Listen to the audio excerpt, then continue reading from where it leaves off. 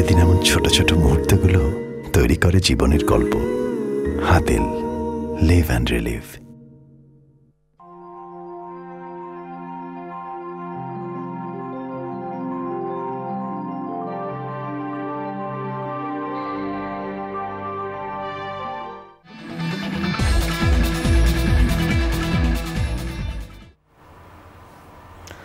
সুপ্রিয় দর্শক মণ্ডলী, হাতিল আজকের সংবাদপত্রে আপনাদের সবাইকে স্বাগত জানাচ্ছি।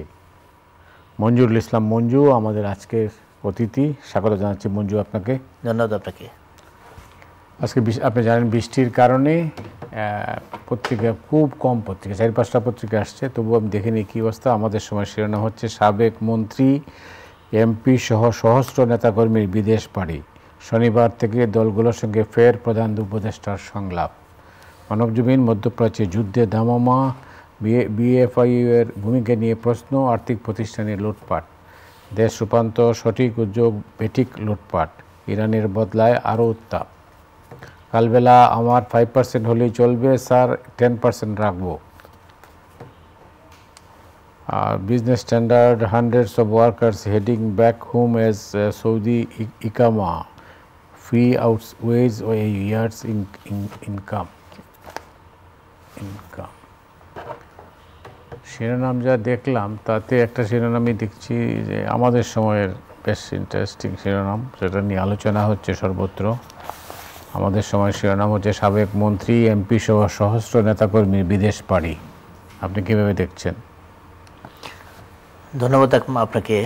বিদেশ পাড়ি আসলে মন্ত্রী এমপিদের মধ্যে যখন আওয়ামী লীগ সভানেত্রী মাননীয় প্রধানমন্ত্রী যখন পালিয়ে গেলেন, আমরা তো পালাতেই দেখলাম, যখন পালিয়ে গেলেন তখন আসলে সারা দেশে মন্ত্রী এমপি আওয়ামী লীগের নেতাকর্মীরা একটা সাগরের মধ্যে পড়ে গেল, অথই সাগরের মধ্যে পড়ে গেল। তাদের আসলে কোনো সিগন্যাল ছিল না তারা কি করবে। হুট করে তিনি চলে গেলেন। এই অবস্থায় প্রত্যেকে কিন্তু তখন যার যার জীবন নিয়ে, যার যার জানমাল নিয়ে, কিন্তু মাল তো নিতে পারেনি, যান নিয়ে পালিয়ে যাওয়ার চেষ্টা করেছে। মালের মধ্যে ক্যাশ যা ছিল সেটা ব্যাগে করে নিয়ে গেছে।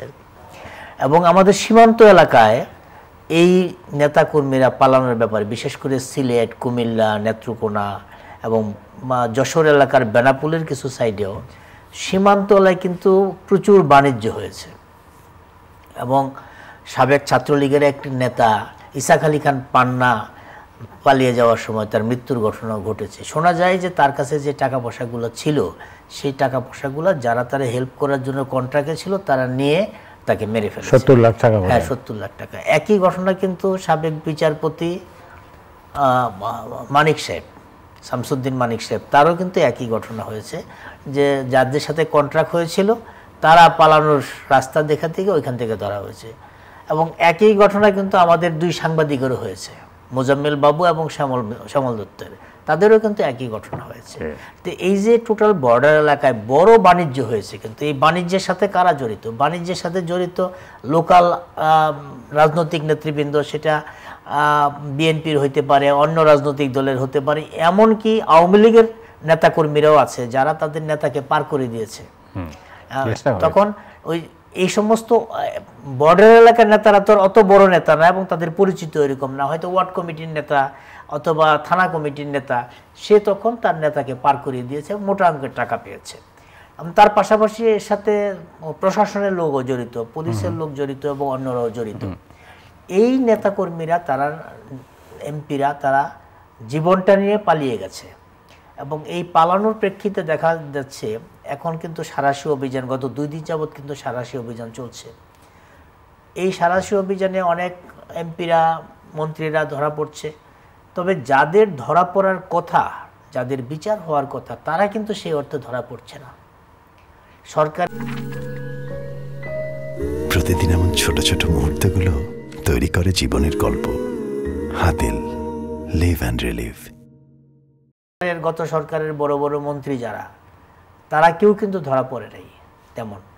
এবং পুলিশের মধ্যে যে বিতর্কিত পুলিশ কর্মকর্তা যারা, 1-2 সাবেক কর্মকর্তা যারা, তারা ছাড়া যারা বিতর্কিত, যেমন হারুন থেকে শুরু করে, প্রলয় থেকে শুরু করে, যারা বিতর্কিত তারাই কিন্তু কেউ ধরা পড়ছে না, মনির কিন্তু ধরা পড়ছে না। তারা তো বাইরে চলে গেছে বলে। তারা বাইরে চলে গেছে না দেশে আছে সেটাও কিন্তু আমরা জানি না।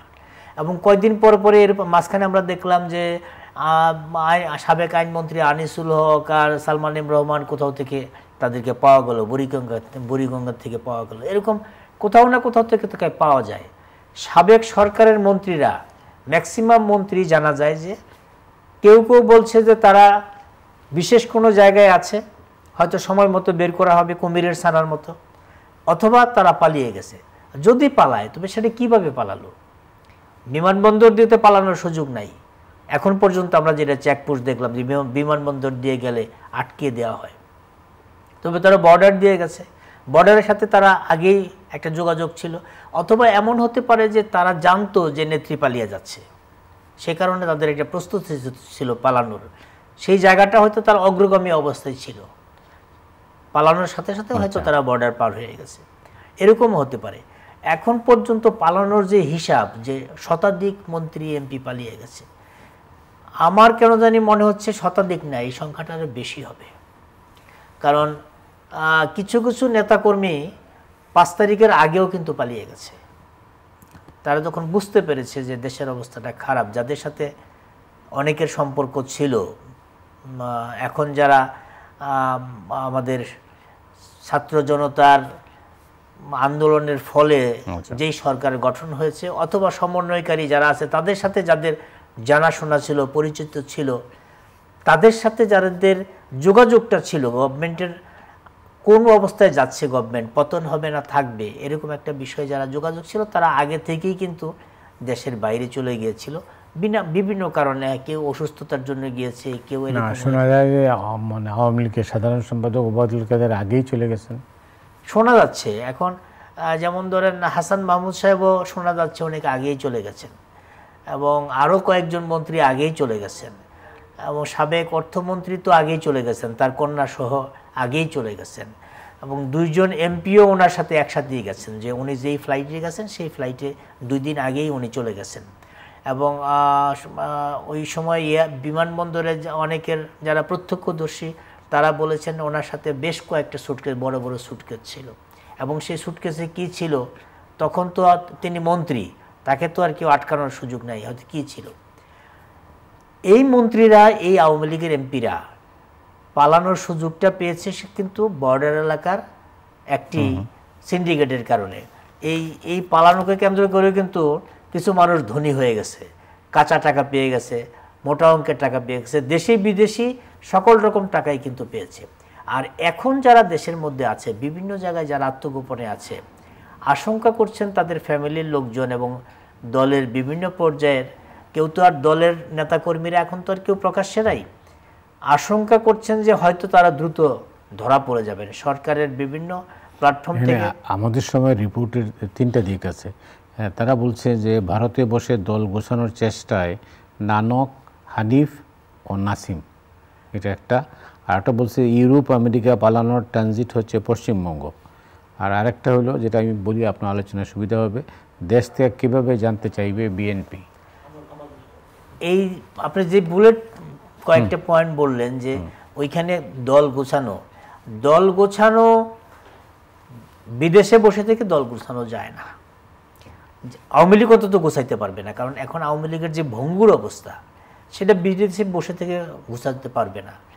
বিএনপির গোছানো সম্ভব হয়েছে কারণ বিএনপি নেত্রী দেশে ছিলেন, তাকে দেশে রেখে তারেক রহমান বিদেশে থেকে দলটা ধরে রেখেছেন। কিন্তু তাদের যে মূল যেই খুঁটি বিএনপি নেত্রী, তিনি কিন্তু দেশ ছেড়ে যেতে যাননি, তিনি দেশেই ছিলেন বিভিন্ন কারণে, হয় সরকার তাকে যেতে দেয়নি, বিভিন্ন কারণে তিনি দেশে ছিলেন। এই নেত্রীকে কেন্দ্র করে কিন্তু দলটা সংঘবদ্ধ ছিল, এবং তারেক রহমান বিদেশে থেকে দলটাকে ধরে রেখেছেন। 15 বছরে দলটা ভেঙে চুরার বহু রকম খেলা হয়েছে, কিন্তু তারেক রহমানের যে ডায়নামিজম নেতৃত্বে এই 15 বছরে যে ডেভেলপ করেছে, সেটার প্রমাণ হলো তিনি দলটা ধরে রেখেছেন। আওয়ামী লীগের পক্ষে দলটা ধরে রাখা সম্ভব না, এই জন্য এই দলটার কোনো গার্জিয়ান বাংলাদেশে এখন আর নাই। বিদেশে বসে থেকে দলটা গোছানো যাবে না। আমরা 2 দিন আগে দেখলাম যে সাবেক স্বরাষ্ট্রমন্ত্রী উনি পার্কে বসে আছেন, বিভিন্ন আমরা আমরাই রিপোর্ট করেছি বিভিন্ন গণমাধ্যমে। তো পার্কে বসে আড্ডা দেওয়া এখন বিদেশে বসে থেকে আর কিছু করার নাই, আড্ডাই দিতে হবে। কারণ এই আওয়ামী লীগকে এইখানে কোনো কিছুর বেস করে আওয়ামী লীগ আর গোছানো সম্ভব না, সেই চ্যাপ্টার ক্লোজ হয়ে গেছে।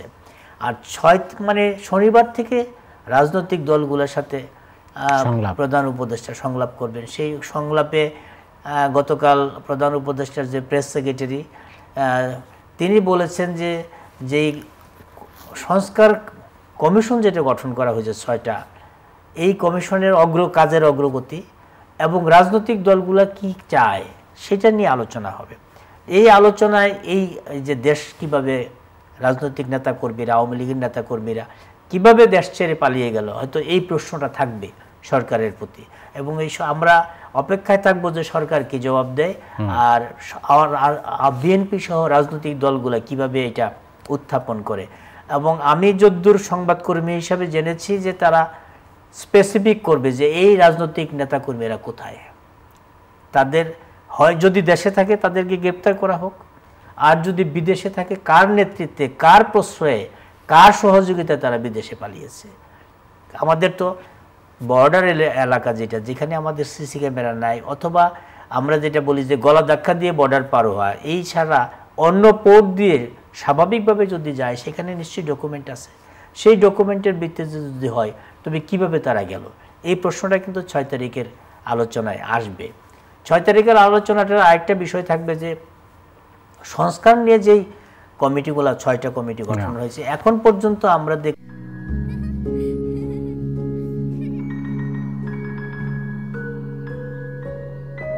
প্রতিদিন এমন ছোট ছোট মুহূর্তগুলো তৈরি করে জীবনের গল্প। Hatil, live and relive. দেখলাম যে গতকাল ল কমিশন গঠন হয়েছে এবং 2জন মেম্বার হয়েছেন এবং প্রজ্ঞাপন হয়েছেন। আর কমিটিগুলো কিন্তু এখন পর্যন্ত ফাংশন করে নেই, আমরা খালি দেখলাম যে কার কার নেতৃত্ব হয়েছে। এই কমিশন যত দ্রুত না হবে তত দ্রুত কিন্তু সংস্কারের প্রস্তাব দাঁড়াবে না। কি করতে চায় তারা, সংস্কারটা কিভাবে করবে। আর সরকারের পক্ষ থেকে বলা হচ্ছে যে সব সংস্কার তাদের পক্ষে সম্ভব না, কিছু তারা রেখে যাবেন রাজনৈতিক দলের জন্য। রাজনৈতিক দলের জন্য যদি কিছু রেখে যান সেটা কতদিনের জন্য রেখে যাবেন, ওনারা কতদিনে সংস্কারটা করবেন, এই ফ্রেম রোডম্যাপটা কিন্তু থাকবে। নির্বাচনী বা কবে হবে আমাদের সেনাপ্রধান বলছেন 18 মাসের মধ্যে নির্বাচনের একটা টাইমলাইন কিন্তু তিনি দিয়েছেন। এখন সেটা কিন্তু এখন পর্যন্ত সরকারের পক্ষ থেকে বলা হয় নাই যে সেনাপ্রধান যেটা বলেছেন সেটা সরকার ওন করে, অথবা এইটাই সরকারের বক্তব্য, সরকার 18 মাসের মধ্যে নির্বাচন দিবে। এটা কিন্তু এখন পর্যন্ত সরকারের কাছ থেকে আমরা কোনো স্পেসিফিক কোনো বক্তব্য পাইনি। নিশ্চয়ই আমরা আশা করব যে রাজনৈতিক দলের সাথে যখন প্রধান উপদেষ্টা ডায়ালগ হবে তখন এই বিষয়টা গুরুত্ব পাবে যে এই অন্তর্বর্তীকালীন সরকার কত দিনের মধ্যে নির্বাচনটা দিবে। এটা তো বাস্তব যে আমরা নামেই আমরা রেখেছি এটা অন্তর্বর্তীকালীন সরকার। এই সরকার দীর্ঘদিনের জন্য সরকার না, অনেক সময় নিয়ে এই সরকার থাকবে না। এই সরকার কিছু সংস্কার করবে, সংস্কার করার জন্য যে কমিটিগুলো হয়েছে তাদের স্পেসিফিক করতে হবে যে আমি এই জিনিসগুলো সংস্কার করব।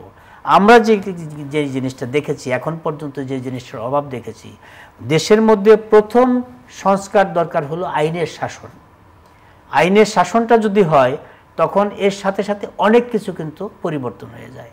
আমরা দেখতেছি এই দেশে আমাদের এখানে দল থেকে শুরু করে রাষ্ট্র, কোথাও গণতান্ত্রিক ব্যবস্থা নাই, গণতন্ত্রের প্র্যাকটিসটা নাই। রাজনৈতিক দলগুলোর মধ্যে যদি গণতান্ত্রিক প্র্যাকটিসটা থাকে সেটা কিন্তু সরকারের মধ্যেও থাকবে, রাষ্ট্রের মধ্যেও থাকবে।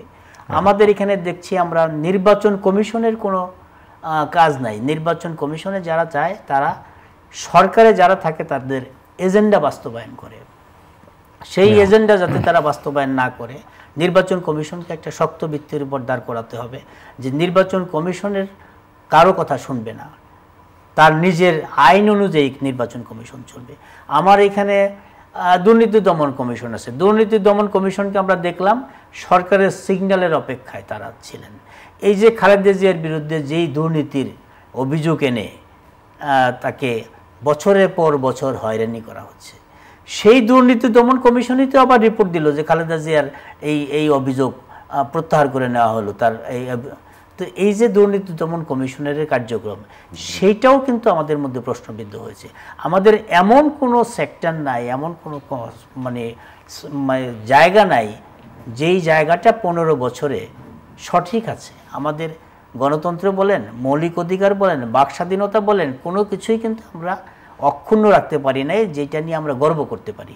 এই প্রত্যেকটা জায়গায় ধরে ধরে যদি আমরা সংস্কারটা করতে না পারি, আমাদের প্রশাসনে যারা আছে, যারা বিসিএস দিয়ে হোক বা বিসিএস ছাড়া হোক, প্রশাসনের কর্মচারী থেকে শুরু করে কর্মকর্তা পর্যন্ত, নির্বাহী কর্মকর্তা যেমন সচিব পর্যন্ত আমাদের যারা আছেন, তাদের কাজটা কি হবে? তারা কি স্বাধীনভাবে কাজ করবে, প্রজাতন্ত্রের কর্মচারী হয়ে কাজ করবে, না রাজনৈতিক দলের লাঠিয়াল হিসেবে কাজ করবে? রাজনৈতিক দলের লাঠিয়াল হিসেবে কাজ করতে গিয়ে পুলিশ কিন্তু শেষ হয়ে গেছে। পুলিশ কিন্তু এখন একটা ট্রমার মধ্যে আছে, সেই ট্রমা কিন্তু পুলিশ কাটাতে পারছে না। পুলিশের জন্য সবচেয়ে বেশি অপমানজনক হয়েছে যে 5 তারিখের পরে যখন থানা আগুন লাগলো, যখন লুটপাট হলো, তখন পুলিশকে পাহারা দিল আনসার। এটা পৃথিবীর কোথাও কিন্তু এরকম নজির পাওয়া যাবে বলে আমার মনে হয় না, যে পুলিশকে রক্ষা করলো আনসার, থানা রক্ষা করলো আনসার। এটা বাংলাদেশের পুলিশের জন্য এটা অত্যন্ত লজ্জার একটা অধ্যায় তৈরি হয়েছে। কিন্তু এই ট্রমা কিন্তু এখনো কাটা সম্ভব হয়নি আমাদের প্রশাসনের মধ্যে। আমরা কয়েকদিন আগে দেখলাম যে কিন্তু প্রশাসনের গতি আসছে না কেন? প্রশাসনের গতি আসছে না তার কারণ হলো প্রশাসন এখন যারা সাজাচ্ছে তারা নিজেদের লোক গুছাচ্ছে। তারা নিজেদের লোক গুছাচ্ছে, যাদেরকে দায়িত্ব দেওয়া হয়েছে প্রশাসন গুছানোর জন্য, তারা আপনি এই পর্যন্ত দেখেন, আপনি প্রতিদিন এমন ছোট ছোট মুহূর্তগুলো তৈরি করে জীবনের গল্প। Hatil, live and relive. প্রায় এক মাসের বেশি সময় তো হলো আজকে। এই সময়ের মধ্যে যাদের নিয়োগ পেয়েছে, যারা বঞ্চিতদের মধ্যে যাদেরকে সচিব করা হয়েছে, যাদেরকে দায়িত্ব দেওয়া হয়েছে, ম্যাক্সিমাম হলো নোয়াখালী এবং চিটাগাংয়ের লোকজন। অন্য এলাকার এই যে আঞ্চলিকতা যেটা তৈরি করা হয়েছে, এবং বিশেষ একজন উপদেষ্টার যাদেরকে চিনেন, তিনি দুর্নীতিবাজ হোক অথবা অসৎ হোক কোনোভাবে, সেটা আসা যায় না, তিনি চিনলেই হলো। আচ্ছা। এবং প্রধান উপদেষ্টার একজন অফিসের একজন ডিজি তার সাচিবিক সহযোগিতা করছে বলে অভিযোগ পাওয়া যাচ্ছে।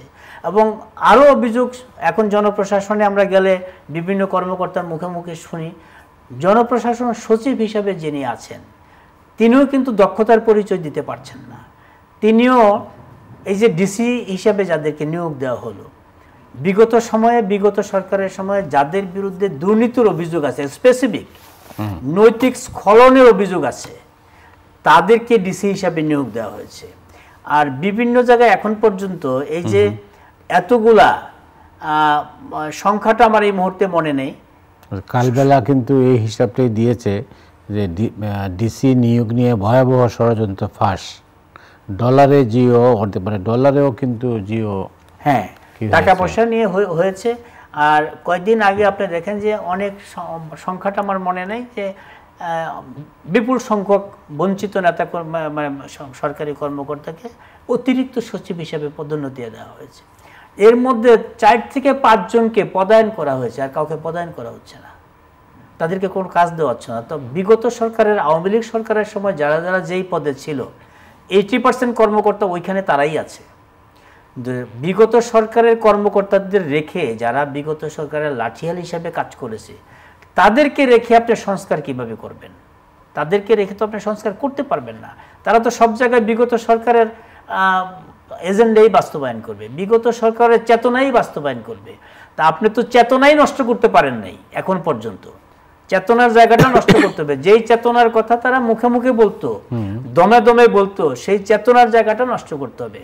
তাদেরকে চেতনার জায়গায় আসতে হবে, বাংলাদেশকে ভালোবাসি, কোনো দলকে না, কোনো ব্যক্তিকে না, বাংলাদেশকে ভালোবাসার চেতনার মধ্যে আসতে হবে। সেইটা না হওয়া পর্যন্ত প্রশাসনের সংস্কার হবে না এবং প্রশাসনে গতি আসবে না। অনেক ধন্যবাদ। আপনি জানেন নিশ্চয়ই যে মধ্যপ্রাচ্য পরিস্থিতি কিন্তু অনেকটাই নাজুক বলতে পারেন, কারণ যে কোনো মুহূর্তে যে উত্তেজনা আছে, সেই উত্তেজনা যে কোনো মুহূর্তে যুদ্ধ তো হইতেই পারে। কেউ কেউ আশঙ্কাও করছেন যে তৃতীয় বিশ্বযুদ্ধের দিকে যায় কিনা। মধ্যপ্রাচ্যের অবস্থাটা আসলে খুব খারাপ হয়ে যাচ্ছে। জাতিসংঘের মহাসচিবও মধ্যপ্রাচ্য নিয়ে যুদ্ধের আশঙ্কা করেছেন, এবং ইতিমধ্যে কিন্তু ইসরায়েল যে এতদিন পর্যন্ত যে নির্যাতন করেছে, গাজার উপর হামলা হয়েছে, আপনার লেবাননে হামলা করে তাদের একজন নেতা মেরে ফেলেছে, হিজবুল্লাহর একজন নেতাকে মেরে ফেলেছে, এবং এখন লেবানন এবং ইয়েমেনের যুদ্ধ বাদ দিয়ে দিয়েছে। এদিকে ইরানের সাথে যেই কাজটা হচ্ছে, ইরাকের সাথে, সেটা তো ন্যাক্কারজনক একটা কাজ হচ্ছে। কতদিন তারা সহ্য করবে? তারা তাদের প্রতিবাদটা জানিয়েছে, তারা গতকাল যে কাজটা করেছে প্রতিবাদ জানিয়েছে, এতদিনের প্রতিবাদ জানিয়েছে। এখন ইসরায়েল বলতেছে তার জন্য মানে চড়া মূল্য দিতে হবে। তো চড়া মূল্য মধ্যপ্রাচ্য আর কত দিবে? ফিলিস্তিনটা তো শেষ, ফিলিস্তিন এখন মাটি রয়ে গেছে, কিন্তু মাটি আছে আর কিছু মানুষ আছে, ফিলিস্তিনে তো আর কিছু নাই। ফিলিস্তিনটা এখন দখল করে তারা এখন নিজেরা ভাগ বাটোয়ারা করছে। এখন মধ্যপ্রাচ্যের যে অবস্থাটা হচ্ছে, মধ্যপ্রাচ্যে টোটাল মুসলিম দেশগুলোর মধ্যে একটা যুদ্ধ বাঁধিয়ে দেওয়ার একটা চক্রান্ত চলছে। মুসলিম দেশগুলোর মধ্যে যদি যুদ্ধ বাঁধে, এবং অন্যরা যেমন আমেরিকার এখনকার প্রেসিডেন্টও ইসরায়েলের পক্ষে, ট্রাম্প যিনি বিগত সময়ের প্রেসিডেন্ট ছিলেন, তিনিও বলছেন যে তিনি যদি এখন প্রেসিডেন্ট থাকতেন তখন ইরাক এই দুঃসাহস দেখাতে পারত না। এই যে সকল মোড়লরা যে ইসরায়েলের পক্ষে, আর সকল মুসলিম দেশগুলা নিজেদের মধ্যে বিভেদের কারণে এক দেশ আরেক দেশের সাথে যুদ্ধ লেগে গেছে। এক ইসরায়েলকে কেন্দ্র করে পৃথিবী দুই ভাগ হয়ে গেছে। এই দুই ভাগটা অনেক দিন পরে সৌদি প্রিন্স ইসরায়েলের বিরুদ্ধে কথা বলেছে, যেটা মুসলিম বিশ্ব অনেক আগে থেকে প্রত্যাশা করছিল, যে সৌদি আরবের পক্ষ থেকে যদি কোনো একটা বক্তব্য আসে, যেমন আমরা মুসলিম বিশ্ব সৌদি আরবকে আমরা আমাদের ইউনিটির প্রতীক মনে করি, পবিত্রতার প্রতীক, ইউনিটির প্রতীক মনে করি, সেই জায়গাটায় অনেক বছর পরে সৌদি প্রিন্স ইসরায়েলের বিরুদ্ধে, ইসরায়েলের আগ্রাসনের বিরুদ্ধে কথা বলেছে। এটা কিন্তু মুসলিম বিশ্বকে সাহস জুগিয়েছে, এটা অনেক আগে দরকার ছিল। এখন এই মিডল ইস্ট এলাকায় যদি যুদ্ধ ছড়িয়ে পড়ে, আমাদের মতো দেশ যারা, পৃথিবীতে তো একটা তৃতীয় বিশ্বের যুদ্ধের আশঙ্কা আছে, কিন্তু আমাদের মতো দেশের যেই ক্ষতিটা হবে, যে হুমকিটা, আমাদের ম্যান পাওয়ারের একটা বড় হুমকিতে কিন্তু আমরা পড়ে যাব। সারা পৃথিবী জ্বালানি হুমকিতে পড়ে যাবে। এবং এখনই কিন্তু দেখেন যে এইকে 2 দিনের মধ্যে মধ্যপ্রাচ্যের এই রুট দিয়ে কিন্তু এখন বিমান চলাচল বন্ধ হয়ে গেছে প্রায়, এবং তাদের রুট কিন্তু পরিবর্তন হয়ে গেছে। টোটাল পৃথিবীতে এই দুই ভাগের, ইসরায়েল কেন্দ্রিক দুই ভাগ, ইসরায়েলের পক্ষের এক ভাগ, ইসরায়েলের বিপক্ষের এক ভাগ, মানে আগ্রাসনের পক্ষে এক ভাগ, আগ্রাসনের বিপক্ষে এক ভাগ, এইটা মিলে এখন মধ্যপ্রাচ্যের অচল অবস্থা। এই অচল অবস্থা কবে শেষ হবে জানি না। যদি মধ্যপ্রাচ্যের এই মুহূর্তেই কোনো না কোনো মধ্যস্থতায় মধ্যপ্রাচ্যের এই অচল অবস্থা দূর না হয়, তবে তৃতীয় বিশ্ব হবে এই ব্যাপারে আশঙ্কা করার কোনো সুযোগ নাই। এটা নিশ্চিত হয়ে যাবে অনেকটা, যে তৃতীয় বিশ্ব হয়তো হয়ে যাবে। সর্বশেষ যে রিপোর্টটা আপনার সামনে নিয়ে আসছে, যে inflation slightly drops to 9.92% in September, but foods still in double digits. Inflation তো হবেই, কারণ এখন আমাদের যে অবস্থা, আমাদের গার্মেন্টসের যে অবস্থাটা আমরা দেখেন, গার্মেন্টস সেক্টরটা ধীরে ধীরে কিন্তু শেষ হয়ে যাচ্ছে। গার্মেন্টস সেক্টরের যে আনরেস্ট, একদিকে কিছু অংশ গার্মেন্টস রক্ষা করি, আরেক কিছু অংশ গার্মেন্টসের মধ্যে আন্দোলন শুরু হয়ে যায়। আমাদের ফার্মাসিউটিক্যালসে হামলা হচ্ছে, বিভিন্ন ব্যবসায়ী গ্রুপের, বড় বড় ব্যবসায়ী গ্রুপের যাদের ব্যবসায়ী গ্রুপের নেতাদেরকে বা মালিকদেরকে গ্রেপ্তার করা হচ্ছে, অথবা বিভিন্ন মামলায় তারা গ্রেপ্তার হয়ে যাচ্ছেন। তাদের ইন্ডাস্ট্রিগুলো তো আলটিমেটলি সিক হয়ে যাবে। আর অর্থনীতির যে চাকা অবস্থাটা, অর্থনীতির অবস্থাটা কিন্তু ঘুরছে, কিন্তু খুব ধীরে ঘুরছে। ডক্টর ইউনূস জাতিসংঘে গিয়ে যাদের সাথে দেখা সাক্ষাৎ করেছেন, যাদের সাথে বৈঠক করেছেন, তাদের কাছ থেকে কিন্তু এখনও আমরা যে কমিটমেন্টের কথা, সেটা কিন্তু টাকাটা আমরা এখনও পাচ্ছি না। IMF বলেন, ওয়ার্ল্ড ব্যাংক বলেন, আমেরিকার একটা বড় অংশ বলেন, এবং বিভিন্ন দেশ থেকে যেই এইড অথবা লোন আমরা পাওয়ার কথা, সেটা কিন্তু এখনও আমাদের আসে নাই। সেটা যতক্ষণ পর্যন্ত না আসবে, ততক্ষণ পর্যন্ত আমাদের অর্থনীতি কিন্তু স্বাভাবিক হবে না। অর্থনীতি স্বাভাবিক না হওয়া পর্যন্ত এই অবস্থা কিন্তু চলতেই থাকবে। একটা সুখবর হলো যে আমাদের রেমিটেন্স কিন্তু বাড়ছে। এই সরকারকে আস্থায় রেখে রেমিটেন্সটা কিন্তু আমাদের বাড়ছে। এখন বিদেশে যারা আছে, যারা প্রবাসী আছে, তাদের মধ্যে একটা আস্থা তৈরি হয়েছে, অন্তত আমি দেশে যে টাকাটা পাঠাবো, এই দেশের টাকাটা কেউ মেরে খাবে না, লুট করবে না, ব্যাংক লুট করবে না, আমার টাকাটা আমার দেশে থাকবে। এর আগের সরকারের সময় রেমিটেন্স প্রায় বন্ধ হয়ে গেছিল। তাদের মধ্যে আশঙ্কা ছিল যে আমি দেশে যে টাকাটা পাঠাচ্ছি এই টাকাটা তো লুট হয়ে যাচ্ছে, সেই জায়গাটায় আস্থা ফিরে আসছে। তো এখন আমাদের রেমিটেন্স আসুক, আমাদের যে লোনের কমিটমেন্টগুলো আছে সেই কমিটমেন্টগুলো যদি আসে, আমাদের অর্থনীতির চাকাটা যদি সচল হয়, তখন হয়তো এই মুদ্রাস্ফীতির যে অবস্থাটা এটা হয়তো আমাদের উত্তরণ করা সম্ভব হবে। এবং তবে এই সময়টা একটু বেশি সময় লাগবে বলে আমার মনে হয়। ধন্যবাদ মঞ্জু আপনাকে। দর্শক মণ্ডলী, আজ রাতের মতো এখানে বিদায় নিচ্ছি। আগামীকাল আবার দেখা হবে। শুভরাত্রি।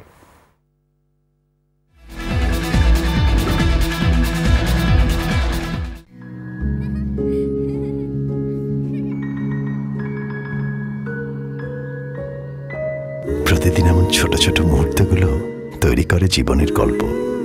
Hatil, live and relieve.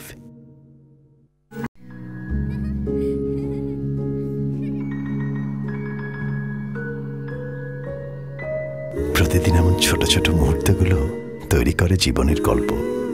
Hatil, live and relieve.